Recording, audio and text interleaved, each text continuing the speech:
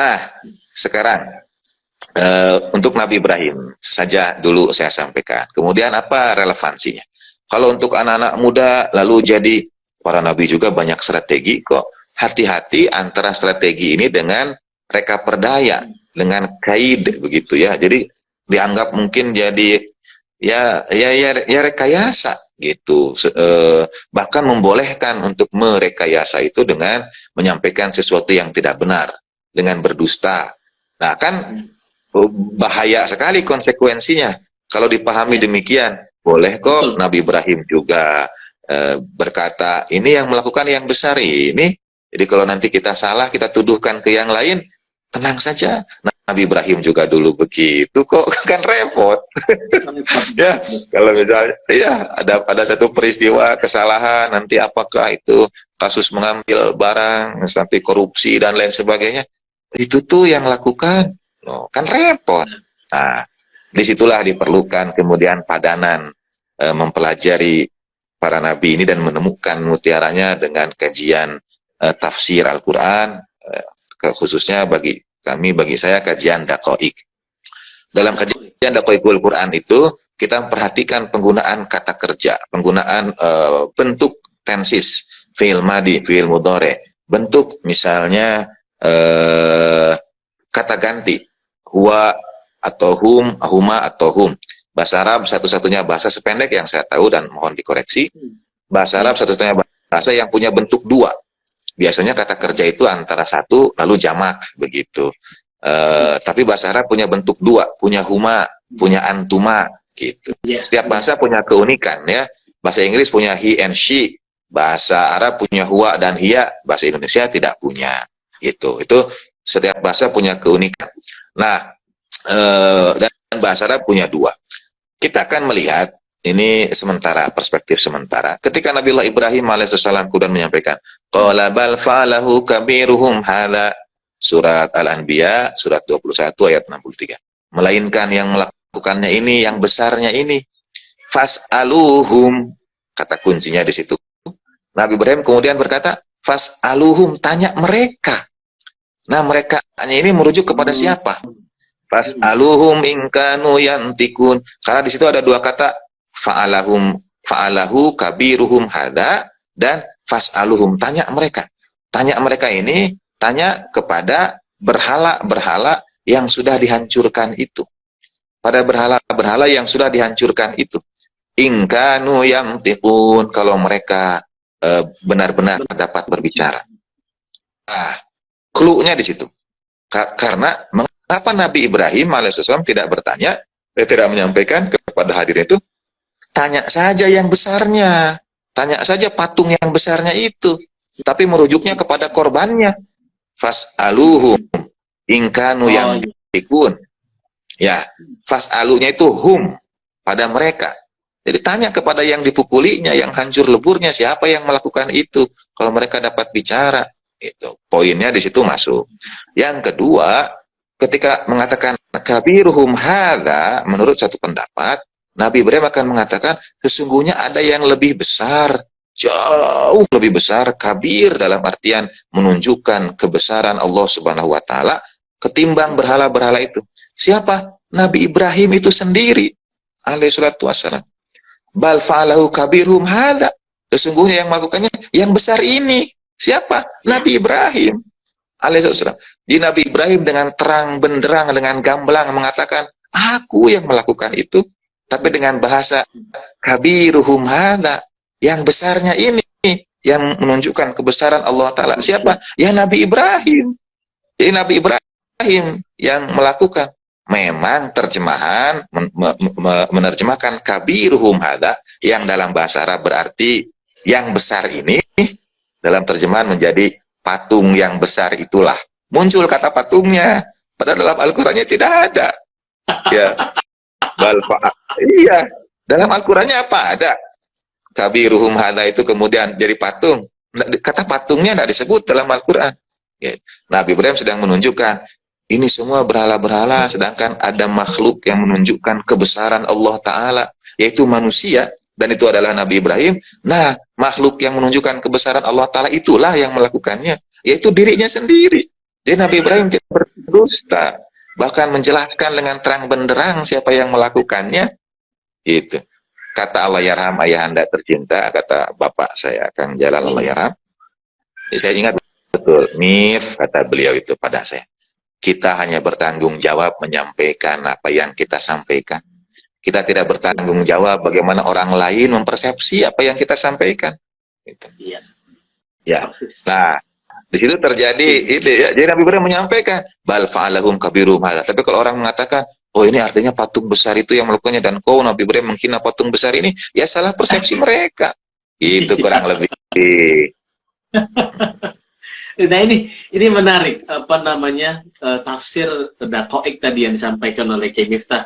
Saya kira ini menjadi semacam kebutuhan di mana orang itu perlu belajar tafsir itu secara ya mungkin nggak semua orang punya kesempatan untuk mempelajari tafsir, tetapi maksud saya orang perlu mendapat perspektif yang cukup baik tentang kisah di dalam Al-Quran atau tentang Quran itu sendiri. Karena saya ingat sekali saya ada satu orang yang bicara kalau mau mengerti Quran dengan baik itu memang harus masuk kepada tafsir, dan itu kalau bisa ditafsir di periode awal.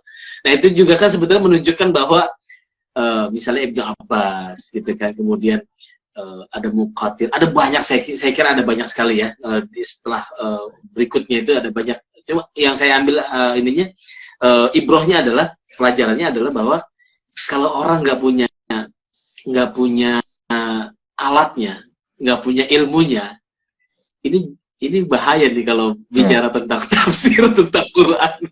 Nah ini kecenderungannya gini, Kiai Miftah, kecenderungannya sekarang ini kan ada orang seperti tadi Allah yarham Cak Nur, Kang Jalal, kemudian ada Pak Quraisy Shihab misalnya, yang memang betul-betul punya alatnya, punya ilmunya, itu pun masih dianggap menyeleweng, kira-kira begitu ya, menyeleweng. Dan itu dilakukan oleh orang-orang yang tidak punya alatnya. Orang-orang baru lah, seperti saya yang awam ini, tiba-tiba bicara tentang orang-orang yang berilmu ini sebagai menyimpang, kira-kira gitu. Padahal yang dilakukan oleh mereka adalah bagaimana menafsirkan Quran, bagaimana membaca Quran secara sungguh-sungguh.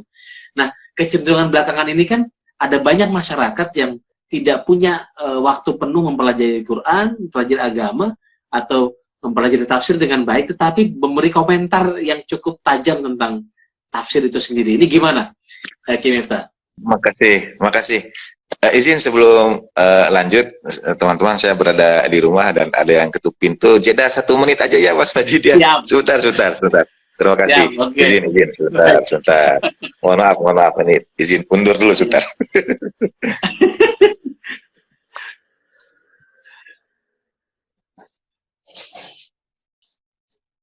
Wah, teman-teman, ini menarik sekali pembicaraan kita sore ini.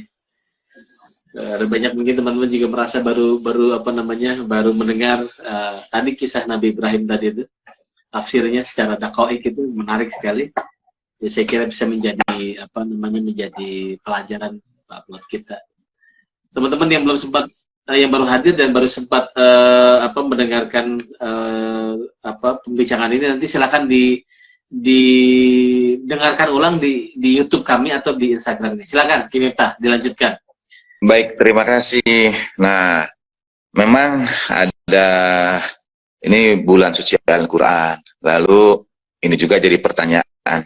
Al-Quran itu, a'udzubillahi minasyaitonir rajim, di dalam ayat-ayat puasa, syahrul ramadhan alladzi unzila fihil Qur'an. Bulan Ramadan, bulan diturunkannya Al-Quran. Dan pensifatan pada Al-Quran ini adalah hudan linnas, petunjuk bagi manusia seluruhnya. Anas kan manusia seluruhnya. Ketika kita mengatakan Allah Ta'ala itu sebagai Rabbun Nas, kurang lebih Rabbin Nas, ya Tuhan seluruh manusia. Apapun latar belakang keyakinan, keagamaan mereka, Allah Ta'ala Tuhan seluruh manusia. Maka Al-Quran itu hudannya itu linnas, manusia seluruhnya. Sehingga ada yang memaknai bahwa setiap manusia, setiap orang berhak untuk menafsirkan, mengambil pelajaran dari Al-Quran. Karena hudannya memang linnas. Tapi pada saat yang sama, a'udzubillahi minasyaitonirrajim, alif lam mim, dzalikal kitabul la raiba fihi, hudannya itu lil muttaqin. Ya. Ya, jadi Al-Qur'an sendiri menyebut ada hudan linnas dan ada hudan lil muttaqin. Apakah semua anas itu muttaqin? Tentu tidak. Gitu ya. Karena Al-Quran sendiri mengisahkan pembagian manusia, ada yang kafir, ada yang munafik, ada yang mukmin. Nah, apakah sama hudan linnas dengan hudan lil muttaqin misalnya? Mengapa yang disebutkannya sebagai hudan linnas itu adalah Al-Quran? Syahrul Ramadan alladzi unzila fihil Quran. Kata unzila menunjukkan sudah turun dan disebutnya Al-Quran keseluruhan. Kalau turunnya hanya 5 ayat pertama surat Al-Alaq, mestinya secara kaidah bahasa turun minal Quran, sebagian dari Al-Quran.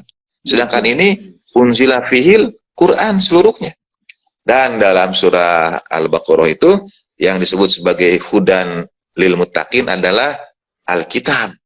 Apakah sama atau beda? Nah, kan poin berikutnya, kenapa Al-Quran menggunakan kata Alkitab? Dzalikal kitabul la raiba fihi hudal lil muttaqin. Tidak ada keraguan di dalamnya. Kita saja sudah mulai dalam tanda petik mempertanyakan, bukan berarti ragu. Kenapa disebut Alkitab tidak Al-Quran? Kenapa hudanya lil muttaqin tidak linnas? Lalu dzalika sering terjemahkan menjadi inilah Alkitab yang tidak ada keraguan di dalamnya. Padahal dzalika itu di pesantren juga dipelajari, itu isim isyarah lil ba'id. Kata tunjuk untuk sesuatu yang jauh, bukan dekat. Gitu. Bagaimana mendamaikan keduanya? Jalan tengahnya adalah ada dari Al-Quran yang dapat jadi petunjuk hudan linnas. Dan itulah mengapa hudannya katanya menggunakan isim nakiroh pakai tanwin. Ada yang alif lam, ada yang tanwin. Di situ masuk kaidah-kaidah bahasa Arab dalam menafsirkan Al-Quran itu. Bahasa Arab itu mengenal ada alif lam ma'rifah, ada alif lam nakiroh gitu. Alif lam nakiroh, maaf. Ada alif lam ma'rifah dan ada nakiroh. Ada ma'rifah dan nakiroh. Ma'rifah ditandai dengan alif lam, nakiroh ditandai dengan tanwin. Nah, mungkin teman-teman lebih senang mendengar kembali pertanyaan tentang kisah-kisah nabinya dibandingkan tata bahasa Arab. Jadi kita kembali aja ke kisah nabinya. Tapi jawabannya itu ada di situ gitu, Mas. Jadi memang kita bisa menafsirkan petunjuk bagi kita. Tapi kita juga sebagai contoh, saya paling senang mengulang-ulang ini dan mohon maaf dalam banyak pertemuan mungkin sering saya ulang di buku juga saya tulis. Karena kita interaksinya dengan Mas saja, saya tanya Mas Majid saja. Kata dalam bahasa Indonesia ya, kilometer 90-an Cipularang dulu sekarang mudah-mudahan tidak terjadi lagi. Kilometer 90-an Cipularang rawan kecelakaan. Itu artinya banyak kecelakaan atau kurang? Sering atau sedikit? Sering. Rawan kecelakaan, banyak ya. Baik. Kemudian saya katakan seperti ini, doa kita bagi saudara-saudara yang terdampak musibah, mungkin gempa kemarin di Cianjur dan lain sebagainya. Saudara-saudara kita di daerah terdampak bencana, rawan air bersih. Itu artinya banyak air bersih atau sedikit? Sedikit. Nah, saya ulangi ya, rawan itu artinya banyak atau sedikit. Kilometer 90-an Cipularang rawan kecelakaan. Banyak atau sedikit? Banyak, ya? Banyak, oke. Banyak, oke. Banyak. Mulai ragu ini, Mas Majid mulai ragu. Nah, daerah terdampak bencana rawan air bersih. Banyak atau sedikit? Sedikit. Iya. Kalau saya ini orang luar yang sedang belajar bahasa Indonesia, tolong Mas jelaskan kapan rawan itu berarti banyak, kapan sedikit. Gimana Mas? Bantu menjelaskan. Rawan ya tadi sedikit. Jadi rawan kecelakaan? Rawan kecelakaan tuh, oh iya itu tadi sering terjadi kecelakaan ya. Jadi nah ya, sesuatu kata kemudian bisa dimultitafsirkan. Maknanya bisa berbeda, bahkan bertolak belakang. Saya sebetulnya mohon maaf karena di bulan puasa saya mengarahkan Bang Majid sebetulnya Karena rawan arti sesungguhnya tidak berarti banyak, tidak berarti sedikit. Rawan artinya beresiko, ya. Beresiko, rentan. Tulang rawan itu bukan tulang banyak atau tulang sedikit, tapi tulang yang beresiko. Nah, bahasa punya itu. Dalam artian ayat-ayat Al-Quran disampaikan dengan bahasa Arab, punya kemungkinan disalahpahami. Dia betul dapat jadi petunjuk, tapi pada saat yang sama mesti dipelajari dengan kaidah bahasa yang menyelimutinya, supaya kita dapat memahaminya, mudah-mudahan lebih dekat dengan maksud yang diharapkan. Begitu, terima kasih. Iya. Nah itu, terima kasih Ki Miftah, itu memberikan semacam penjelasan, tetapi meskipun tadi yang dua itu sebetulnya saya menunggu-nunggu tuh, yang Syahrul Ramadan alladzi Syahrul Ramadan alladzi unzila fihil Qur'an hudan linnas, sama dzalikal kitabu fihi hudannya lil muttaqin. Oke, anyway, tapi gini, ada beberapa, saya mau lihat respon dari teman-teman. Ini saya kira perbincangannya sangat menarik sekali. Ada pertanyaan Ki Miftah ini dari sebentar. Nah, ini soal, ada Zainal Abidin ini bicara soal, Ustadz, bagaimana dengan kisah Nabi Muhammad yang dibelah dadanya waktu kecil? Itu saya itu kan ada ya kisah tentang itu. Wah, menarik ini ya. Sudah mulai masuk pada missing link dalam sejarah ini. Itu dia. Missing link ya. Nah, itu tadi. Jadi di kisah para nabi ini kita akan menemukan banyak hal, tentu pelajaran, pada saat yang sama penelusuran lebih jauh.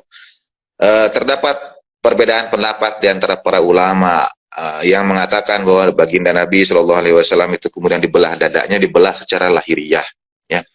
Yang kedua mengatakan ini maksudnya ruhaniyah, majazi, kiasan, begitu. Jadi bukan betul-betul dibelah dada, melainkan di quote unquote disiapkan, dijernihkan, dibersihkan secara ruhaniyah dan seterusnya.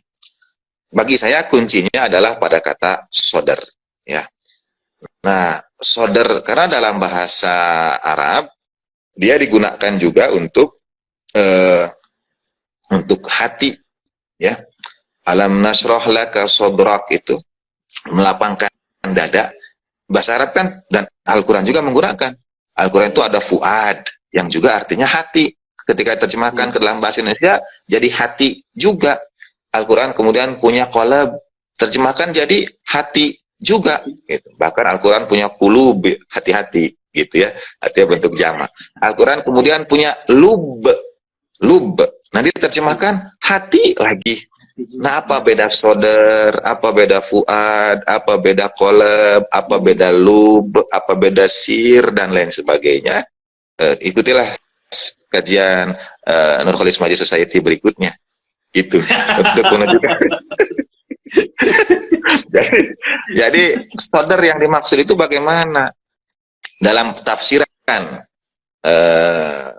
pendiri Republik Islam Iran, Imam Khomeini rahimahullah, yang dikenal sebagai sufi besar, beliau mengibaratkan sodar dan kolab itu ibarat, izin saya pakai, ibarat mata, ibarat koin dengan dua sisi mata uang, ya. Jadi satu, katakanlah entitas yang sama, ketika ia ibarat cermin, kata beliau, ibarat cermin. Dalam diri kita itu ada cermin. Kalau ia menampilkan sifat-sifat langit, sifat-sifat ruhaniyah, hal-hal yang ilahiyah, nilai-nilai yang divine, begitu, ia kan cermin hanya ya cermin satu arah gitu ya. Kalau jadi katakanlah ini cermin, kalau ia menampilkan sifat-sifat ruhaniyah dari atas, cermin kan menampilkan. Nah, itu qalb, disebutnya qalb. Tapi kalau ia berbalik, makanya ada taqallub, ya muqallibal qulubi wal absar, wahai yang membolak-balikkan hati. Nah, ketika ia berbalik dan menampilkan citra duniawiyah, citra-citra ya yang duniawi, begitu, dia disebut sodar.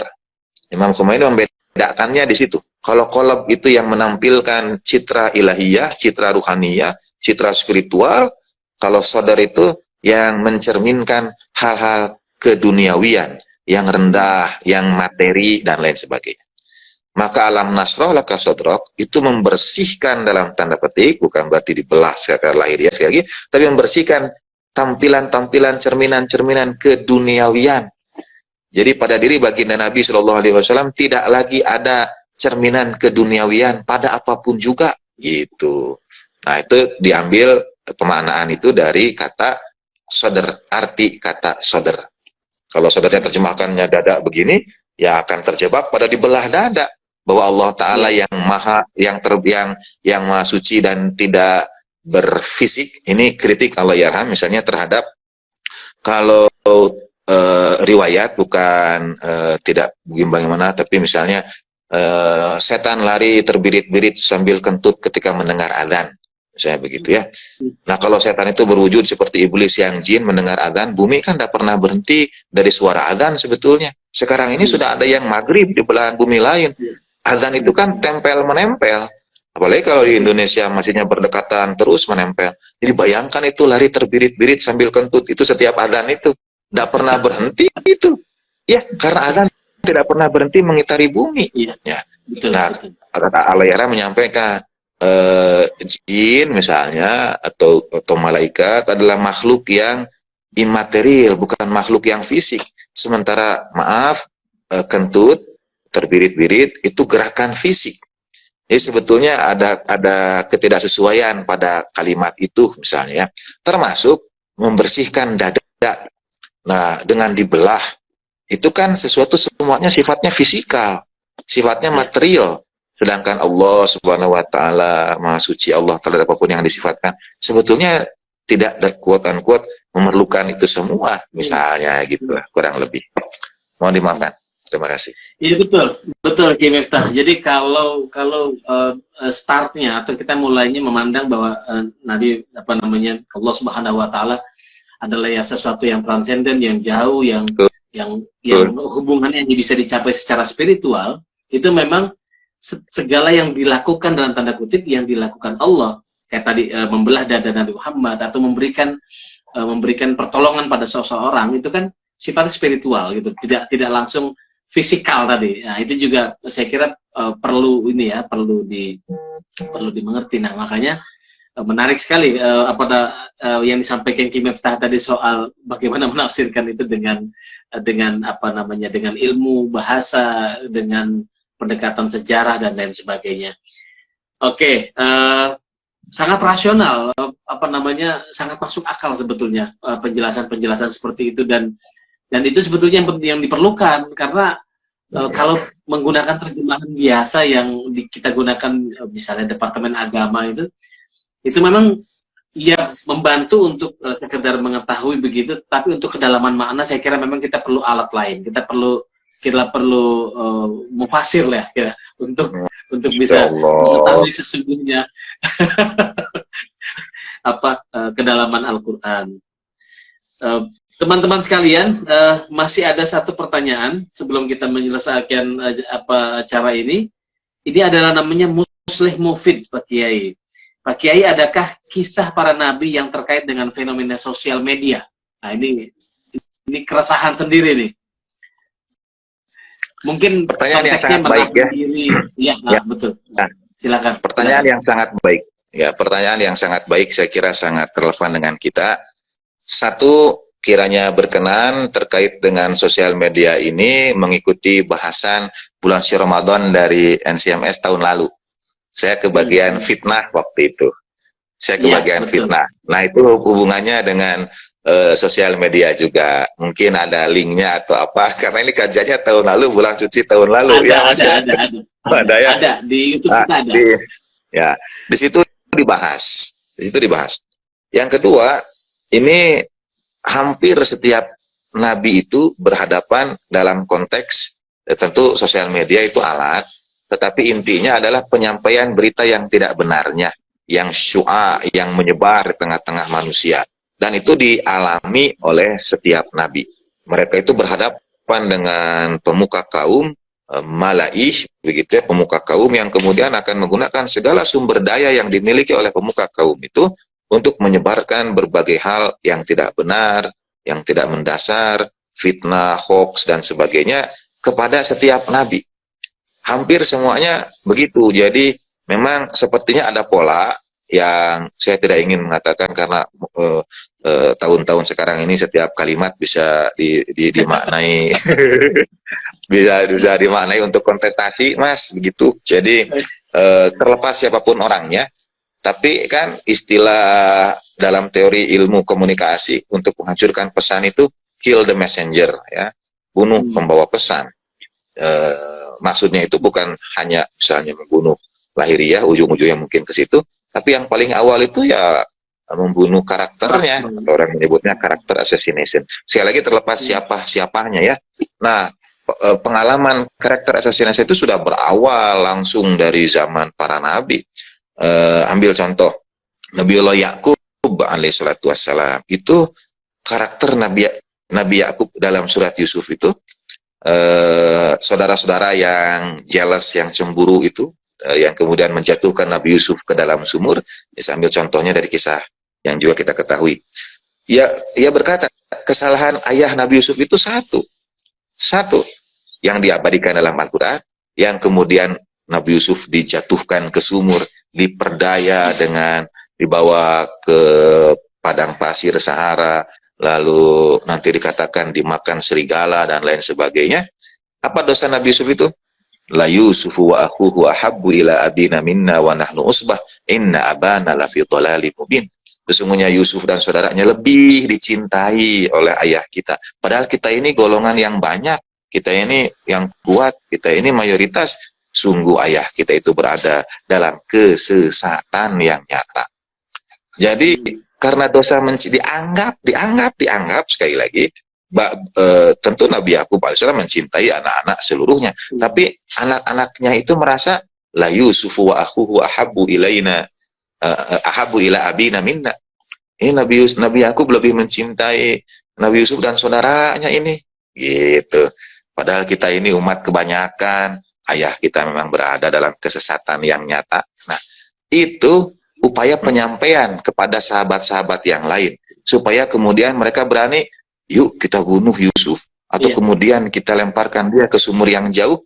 Tidak mungkin hanya dengan satu kalimat sekali saja, dalam artian kayaknya ayah kita lebih mencintai Yusuf, yuk, nggak langsung gitu. Tapi itu sebuah proses yang berlangsung sekian lama, terus-menerus, berulang, yang sekarang namanya adalah sisi buruk dari sosial media misalnya ya. Jadi penggiringan opini berulang-ulang sampai akhirnya mereka mau melakukan. Itu bukan sesuatu yang mudah dan simpel menurut saya, karena mereka adalah putra para nabi, putra Nabi Yakub. Sekali lagi, Nabi Yakub yang mendidik, mengajar mereka, dan tetap termakan. Ini ayah kita ini lebih mencintai Yusuf dan saudaranya, gitu. Sampai berani melakukan hal-hal menjauhkan Nabi Yusuf dan seterusnya. Bisa dieksplor lebih jauh. Ya, terima kasih. Betul. Iya, Kiai Miftah, terima kasih banyak. Sebetulnya kita sudah habis waktunya, tetapi ini ada satu pertanyaan yang baru saja masuk, atau ini komentar. Selalu bertambah berkah pengetahuan tentang bahasa Al-Quran kalau Ustadz Miftah yang menjelaskan. Wah, ini komentar ini. Terima kasih. Dari Sukmana Rika. Terima kasih banyak.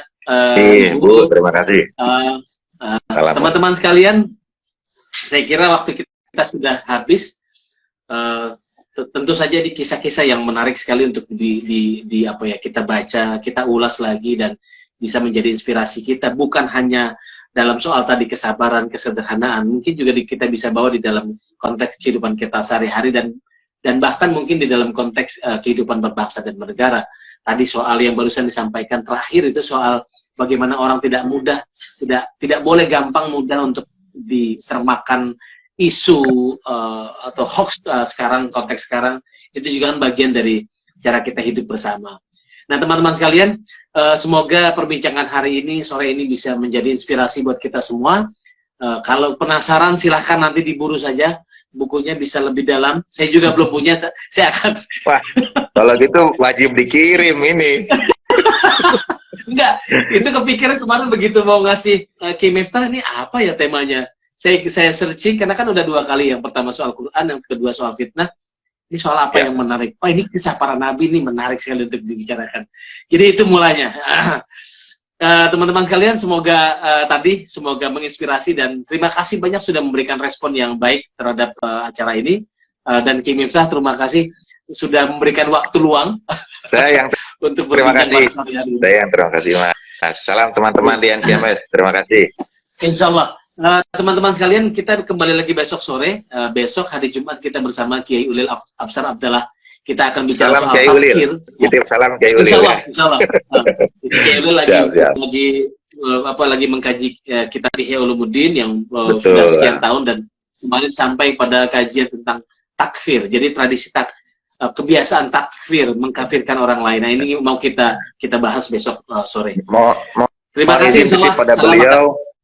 Ya, titip pada beliau, saya juga suka sesekali mendengarkan space beliau Ya. di Ihya itu. Jadi mohon izin perkenan jadi santri beliau gitu. Insya Terima Allah. kasih. Insya Allah. Ya. Terima kasih banyak Ki Miftah, teman-teman sekalian. Sama-sama, terima kasih. Bapak Semoga semua, manfaatnya. makasih. Billahi taufiq wal hidayah. Wassalamualaikum warahmatullahi wabarakatuh. Waalaikumsalam warahmatullahi wabarakatuh.